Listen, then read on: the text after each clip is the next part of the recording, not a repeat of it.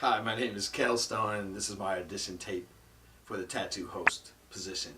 I'm currently a sociology professor in LA, and I live at Venice Beach, so I'm basically live in the countercultural capital of LA. I get to see a lot of things there.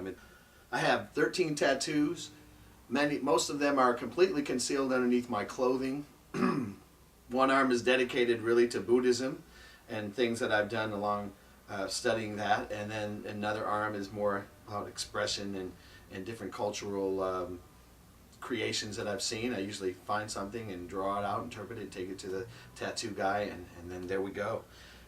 Media experience, I had a broadcasting class in college, and we produced news segments, hosted TV shows, and did those kind of experiential, hands-on learning things. And probably more recently, I'm involved in a program called the Global Education Through Technology program, and I actually get to lecture to classrooms in other countries via webcam. Avid tattoo magazine collector, documentary collector, book collector about tattoos, anything about tattoos. I watch LA Ink and Miami Ink and Ink, looking at social deviance, looking at symbolic communication and the representations that tattoos do that for people in society. I find that particularly fascinating. I have not traveled overseas. I've always wanted to travel overseas. I actually got a passport last year, current and up to date and ready to go. I just haven't had the means to do that and kind of live vicariously through people. But I'm definitely a map reader. I love geography, and I love to discuss and talk to people from all around the world. And I get to meet them actually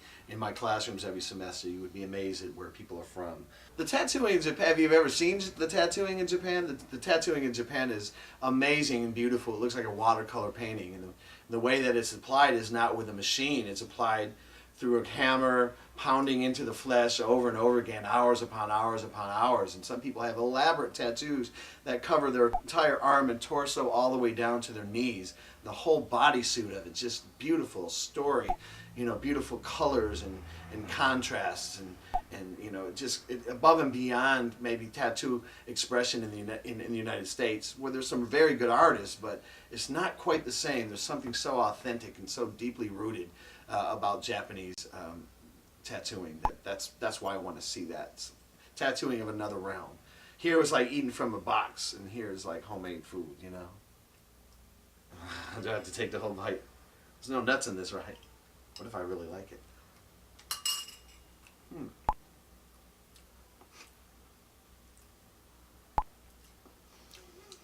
So this is something quite interesting, actually. It kind of tastes like a banana or something, custardy, sweet. Definitely have a sweet tooth. Kind of thick. Kind of sticks to your tongue, the roof of your mouth. I like the way it tastes. It's got a good texture. That's something I can definitely deal with. I have some experience with that. Maybe custard. Let me try something probably a little bit more different. It looks like a carrot. Yeah. I like that. I'm definitely spicy. Hot. I can break it out into a little sweat. Woo! That's what I'm talking about. I like this. I could do this. It's like a hot sauce, a little cayenne pepper. That's good. I like that. Thank you. I would consider myself to be a very down-to-earth person. And I would definitely go in there and talk about a joke I heard about these two guys that walked into this tattoo parlor. I definitely wouldn't do that because, obviously jokes are not culturally universal. But I think I would go in with an open mind. I would explain that my role is not to, shock and disturb people by filming this ritual, but I want my goal and purpose. Ooh, my throat's still burning. Where's the glass? Where's the water? Where's the water? Then I want to explain that we want to help people understand difference. That difference is something not to be feared, but something to understand. And part of the whole human experience is that there's a great diversity of things that we do and the meaning that we put behind them.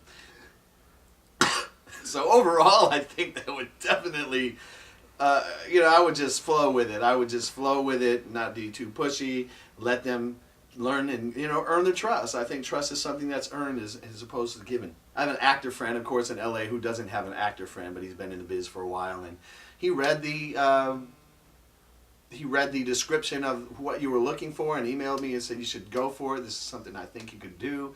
And I was like, what the hell? You only live once. So that's what I'm doing. So I sent everything in, and this is the last piece of my application. I appreciate your time. Thank you.